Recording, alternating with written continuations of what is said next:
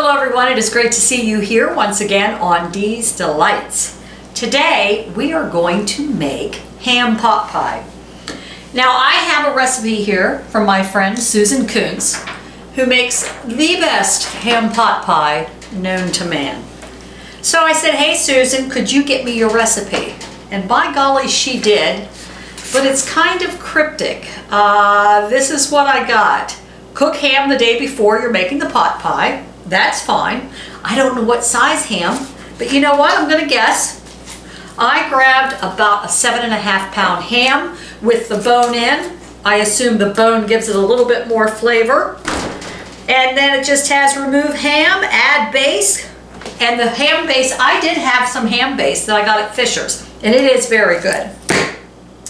And then it goes on to tell me a few other things, but not much detail, Susan. Not much detail. I know you are a pro at this. Me, not so much. So what I'm going to do is take what Susan gave me and I'm going to fill in some of the blanks. I might mix it up a little bit, but I know I won't be able to make it quite the way she does. And the way she does is just absolutely fabulous. So Susan, I thank you, because the main thing I wanted to know for the ham pot pie is how to make what I refer to as the dumpling. Some people call it noodles, not sure which, but I don't like them firm. I like them the way Susan does it.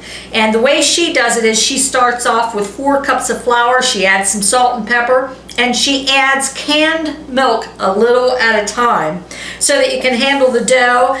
It'll get tacky but not sticky. So I am going to start off with a can of canned milk, slowly adding that. Don't think I'll need any more than that, and 4 cups of flour, a little salt, pepper. We'll get that going after the ham is made. So Susan, I think I can get your recipe from what you sent me, even though I know you've been doing this for years. I know I will not be able to do it quite the same, but if I can do it half as good as you can, I will be happy. So thank you so much, Susan. First, we're going to get started. And I did not cook the ham the day ahead. Dear Lord, this is warm. Do I have it on already? See, this is who's in the kitchen. I think I do. Okay. So I think what I'm going to start by doing is making the ham, even though Susan makes hers the day ahead. Of course, I was unprepared and I wanted to make it today. So I just got back from Giant Eagle and I grabbed the first ham I could see. And it's already pre-cooked, but in order to heat it the whole way through, you're going to need to cook it about 15 minutes per pound. So I'm going to put a little water in my rooster. I'm going to put a little water in my rooster. I'm going to put a little water in my roaster here. And I am going to put it at, let's see, I think it's 325 degrees. And this is about 7.5 pounds, 8 pounds. This is going to take about 2 hours to do. So I'm going to put that in and go do some other things while we're waiting for the ham to bake. So I'll be back later on this afternoon, and when I get back, I shall have my hair cut, new style. Really won't be new, it's just going to be shorter. So, see you shortly, folks. My ham has been cooling. I'm going to soon start shredding that. I filled my roaster up to about halfway with water.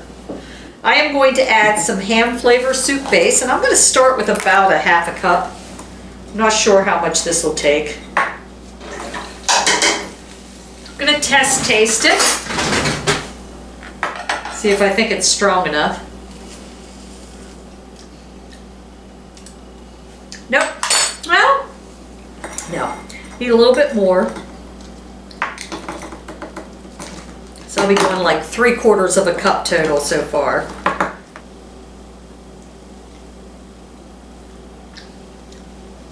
That's good. Yep.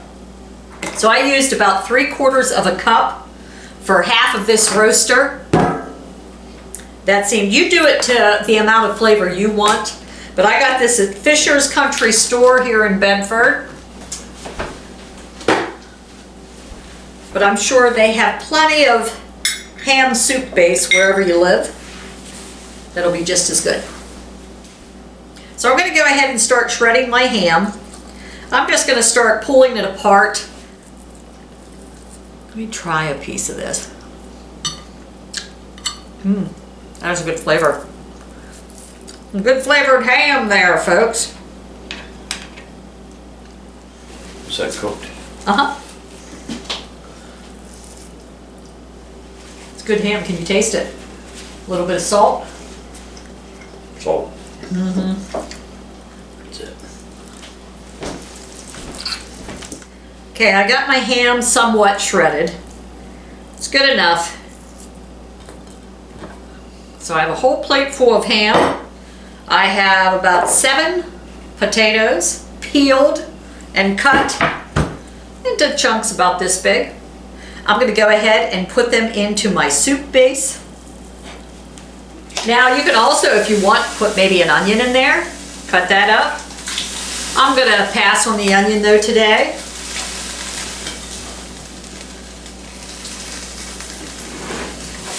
And what we're going to do is cook this till the potatoes become soft. Next, we're going to make the dough for the ham pot pie. Dumplings, noodles, whatever they're called. Really, it's just a bunch of dough. So let's get that ready. We're going to start with 4 cups of flour. You can add salt and pepper and add canned milk a little at a time. The dough should be tacky, not sticky. Alrighty.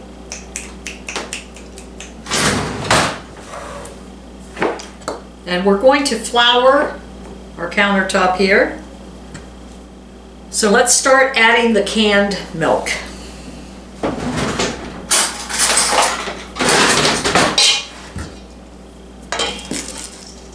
Okay, I'm going to need a little bit more milk.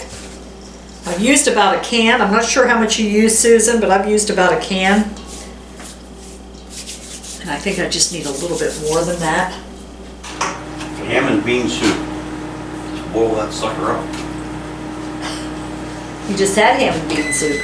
Okay, you're gonna have to get out of the way now, Douglas. This is how I'm treated in the kitchen. Get out of my Get way. out. Get out of my way. Okay, let's get rolling here. So our dough is a little tacky. So we're gonna roll this out to maybe about 1/8 to 1/4 of an inch, pretty thin. Then we're just gonna cut it in little squares. All right, I think I got my dough thin enough. I'm just gonna start cutting. Yep, I am cutting right on my countertop, folks. It says here, when you add the pot pie, do it a layer at a time and stir often. You don't want big dough clumps. All right. Just see how my potatoes are coming along.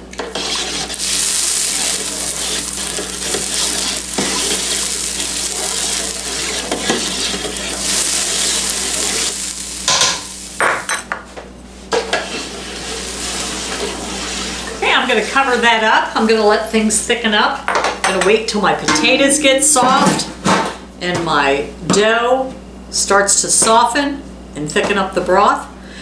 So I'm going to check it in about 20 minutes and I'll be back. I cooked this for about a half an hour. My potatoes are soft. Then I just let it simmer on a low setting for about a half an hour. I've already tested my noodles. They're nice and soft. But I think I would like my broth to be a little bit thicker. So I'm just gonna put a little thickening in there. I'm gonna use a little flour and some of this broth right here. Pour that in.